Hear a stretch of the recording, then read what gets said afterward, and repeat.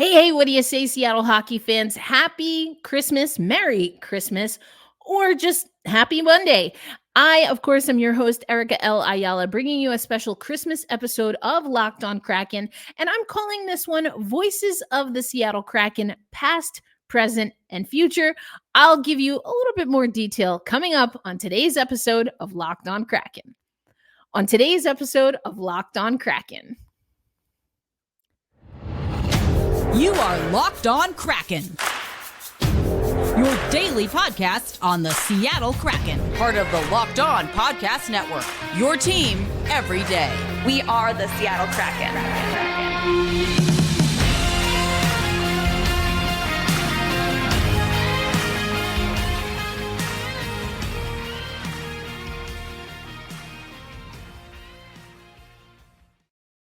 Hey, what do you say, Seattle hockey fans? Welcome to a special Christmas episode of Locked On Kraken. I'm your host, Erica L.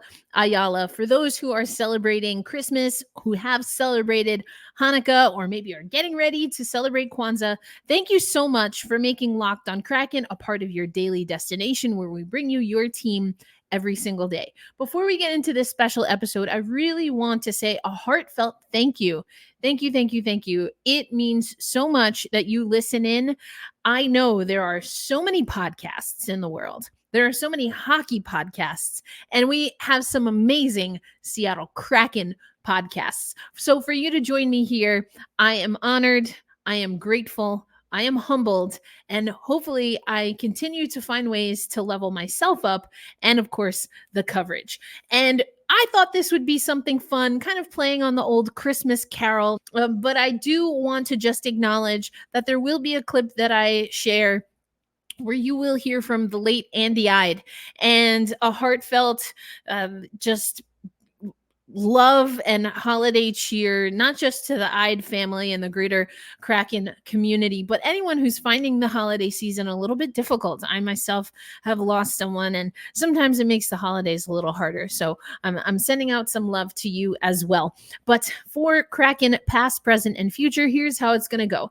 In the first segment, you're going to hear from two Seattle Kraken players. First, Daniel Sprong, former Seattle Kraken player, and current player Jordan Eberle. Now, Sprong is going to be talking after the Seattle Kraken dropped a game 6-5 in overtime shootout to the Vancouver Canucks.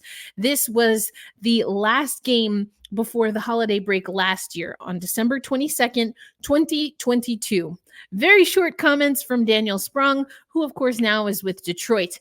And then I want to play a little clip from Jordan Eberle talking about, I don't know, some kid from Regina, World Juniors. I think he's in Chicago these days. You'll hear him talk about Connor Bedard. This one is a clip from after the 31st, which was a Kraken practice day, the day before the Seattle Kraken lost to the Oilers 7-2. And it's in this clip in particular where you might hear the voice of Andy Ide. And so that's going to be our holiday special, our Christmas special episode, Seattle Kraken Past. That is coming up right now on today's episode of Locked On Kraken. With the least amount of ice time of anyone on the team. What's just your key to the finesse of making the most time, or making the most of your time? Yeah, I just try to every shift out there, make the most of it, and our line played well. It is what it is. You guys were playing very well. What happened in the latter stages of that game? They had a push, and they capitalized on their chances, and that's sometimes the way hockey goes. But it's of course not the way we want to end going into the break. Did you sense that the team was playing a different style towards the end of that game than it had earlier on? It seemed like there was a lot of back and forth. We all got into it. They started to push, and we didn't find an answer, and they kept coming, and you keep coming, and you're going to get chances, and they bury them.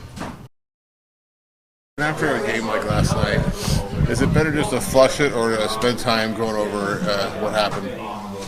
I mean, in my opinion, those games sometimes are a little bit easier to get over because, anytime you get kicked in the teeth like that, it brings you back to reality.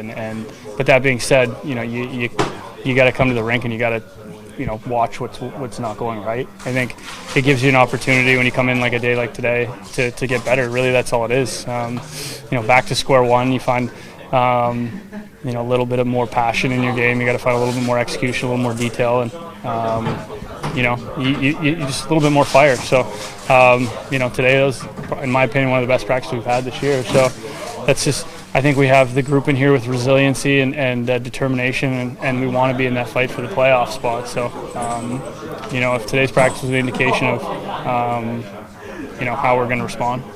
Do you like having a game right away a day later after something like that? Yeah. Then 4 or 5 days later? I mean, that's the best part about hockey. I mean, it's not like football where you got to wait a week and think about it and go through it, right, and dwell on it. You get right back on the horse. So you come back today on a day like today and you watch video. I mean, you understand what's not going right. You fix some things and you go right back to work. So, that's the best part about hockey. Do you have any thoughts on Connor Bedard tying your World Juniors record?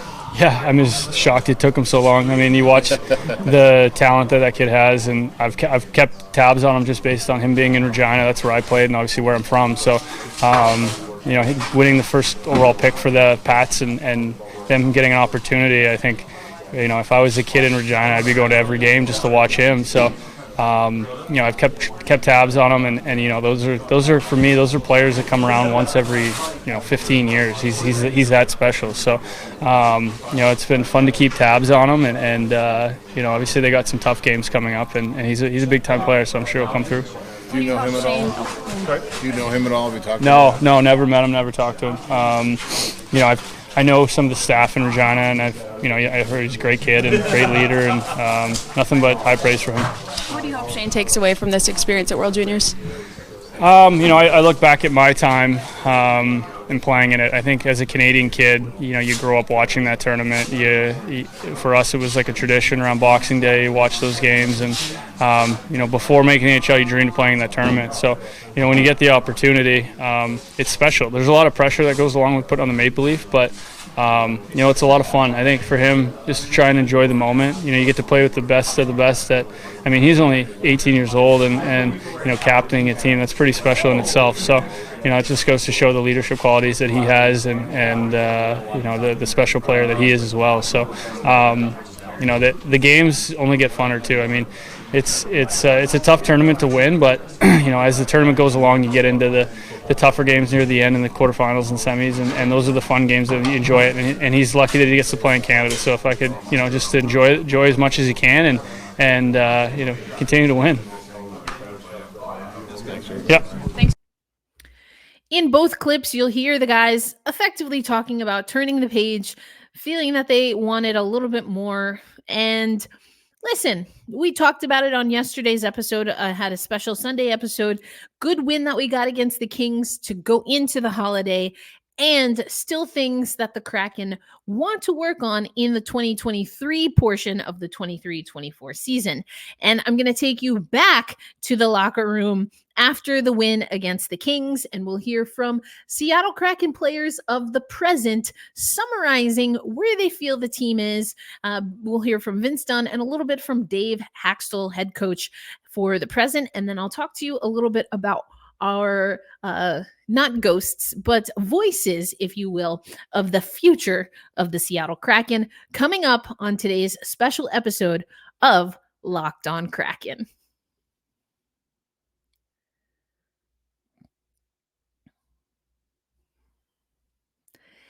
Thanks as always for making Locked On Kraken a part of your daily destination. Again, this is a special Christmas episode, Voices of Kraken, past, present, and future. We just heard from Daniel Sprong, who, as we know, is no longer on the Seattle Kraken roster, but was an integral part of our push to the playoffs last year. We also heard from Jordan Eberle.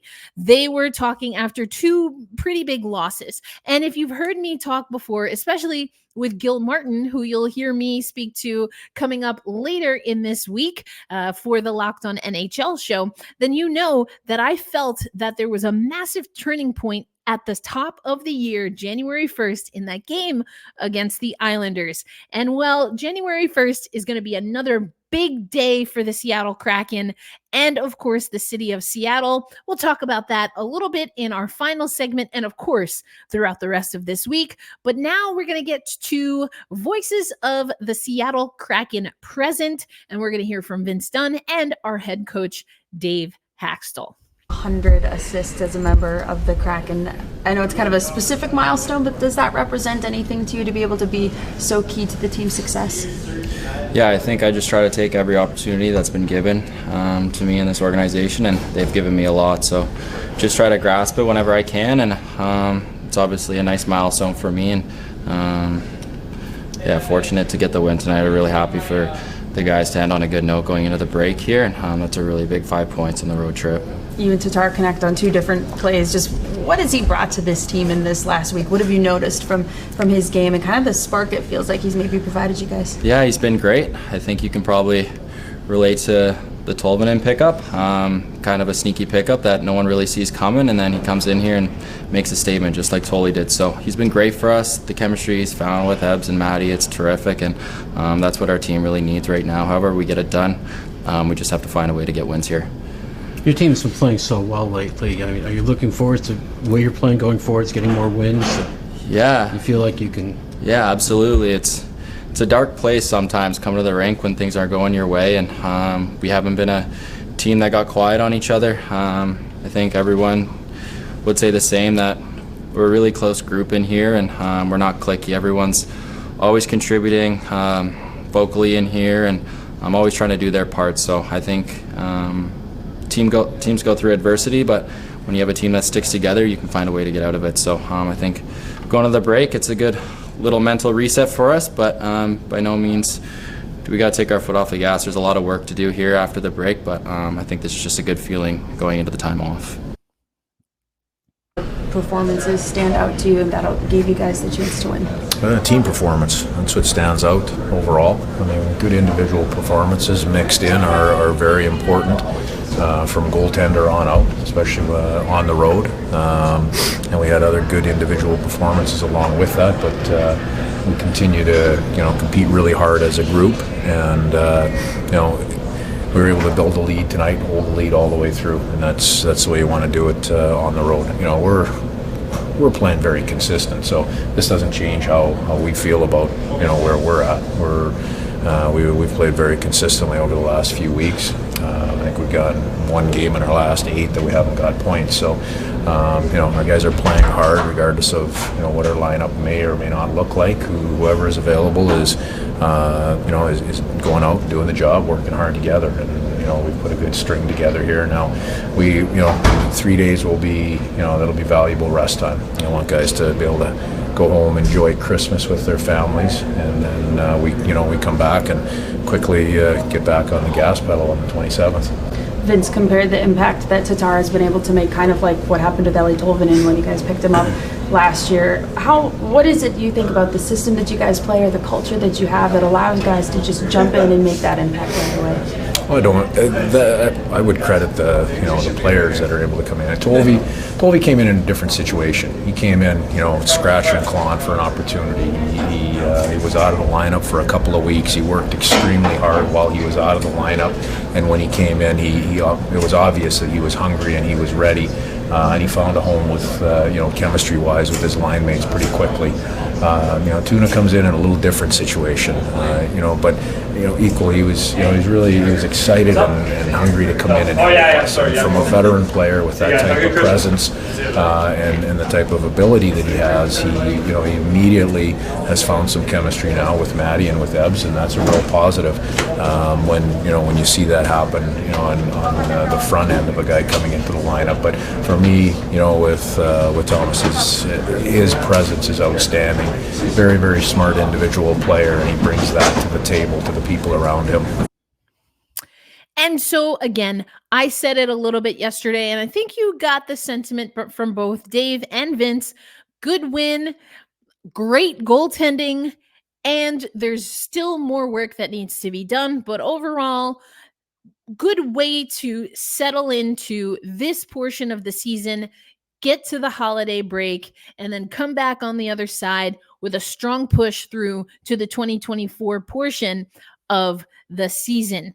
As always, I want to thank you for listening to Locked On Kraken. A reminder that Locked On Kraken is part of the Locked On Podcast Network, and we have a 24/7 YouTube channel, Locked On Sports Today. So make sure, if you're not already, that you head over and listen to Locked On Sports Today, where you can hear myself, I mentioned Gil Martin, and a few of our other Locked On NHL national show hosts as a part of our 24/7 rotation. Coming up, voices of the Seattle Kraken and the future. I'm going to take you actually back to the past so we can talk about the future with the one and only Jessica Campbell, who of course is one of our coaches for the Coachella Valley Firebirds. I talked to her about developing the talent of the future of the Seattle Kraken. And as you know, we've already seen some of that future up with us in the present. Ty Cartier, Riker Evans, Cole Linz just came up on an emergency basis. We've already seen Shane Wright, and the list goes on and on. But here's a conversation from training camp, and Jessica and I got to have a one-on-one conversation, and here's how she's breaking down what needs to happen at the Coachella Valley level so that the future of the Seattle Kraken is bright. We thank you for your service, Jessica. Thank you for the interview. And here is our voices of the Seattle Kraken future. So another year here in Seattle for training camp. We got to speak to you a little bit at CPA, but now as we march towards another preseason game, how do you think the group is looking? I think there's a lot to build on. Obviously, that's what preseason's all about, is kind of what I alluded to the other night, is just getting the right pieces in place to build on and obviously to start the season the right way. So I think we'll see definitely some more positive steps tonight with the group. And, you know, such a great run for both sides, but certainly an exciting and electric one for the Firebirds. When you think of the building blocks that you laid last year, what were some of the things, even if they're not specific asks, but that's in the back of the mind of the coaching staff, knowing how you performed last year?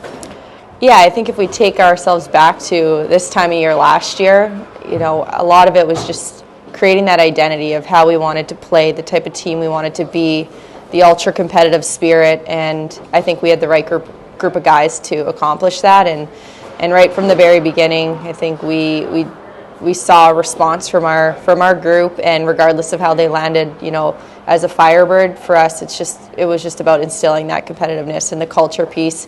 Then from there we could obviously create some structure and let them be creative within that structure and see what we could accomplish. But playing fast and just being dominant in every zone was something that we tried to bring every single night, and I think we're going to be able to build on that this year with the group. Yeah, absolutely. I want to take you back to some of our conversations, what we heard about you when you came to the organization, and even something that you mentioned the other day, which is how much you really appreciate and enjoy being able to build players and help them throughout their trajectory, whether it's as an individual coach, as an assistant coach. But I also was in Toronto, and I understand that you might have also helped with the PWHL Ottawa and helping them lay a foundation there. Mm-hmm. What can you tell me about that opportunity to work with Mike and PWHL Ottawa for what was obviously a historic draft on the women's side of things? Yeah, I think for me, obviously being on this side of it now, a little bit further away from the female game, just being able to help, you know, as almost in player development, scouting, and I still know the women's game very well and the players, and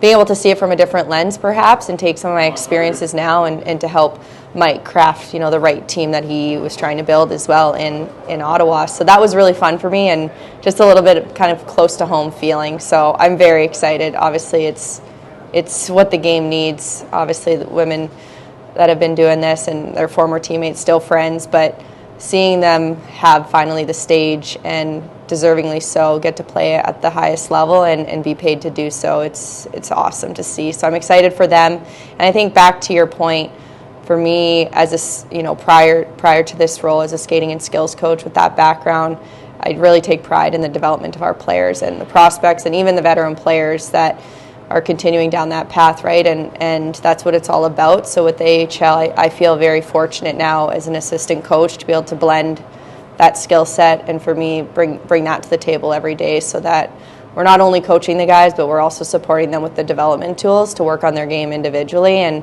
so to see the success that they have on an individual front, and to see it on the stage like now at camp, where they're able to showcase those skills. We take a lot of pride and obviously get a lot of joy out of it. And obviously the task at hand is to get these teams ready for what is to come for the regular season. And as we talked about, the push for whatever will be beyond, which both have laid a foundation. You want to be able to build on that. But I wonder if at all, or when in, a year cycle, do you have opportunity to kind of reflect on what your goals are as a part of this organization, and areas where you want to be able to lean on, whether it's Dan or other people, to just always help be a learner yourself? Yeah, I'm a big believer in just keeping a growth mindset every day, right? There's an opportunity, especially in a group like this, an organization like this, so rich in resources and a wealth of knowledge, and people who've won on every level. So for me, I just try to surround myself, ask questions every day, bring a mind of my own, and to challenge, in areas where I know I can challenge. But I think that's the biggest thing for me, is just continuing to lean into the good work, trust the process, and obviously my goal is to continue to coach at the highest level, but timelines aren't necessary for me, and definitely not where my focus is. Just trying to have an impact every day to help our team have success, to help our guys have success, and if they succeed, we all succeed. But it's an honor every day. I think the Kraken organization, you look around and you see that wealth of knowledge, you see that diversity, and you see that everybody's bringing something different to the table. So I feel pride in being able to do the same.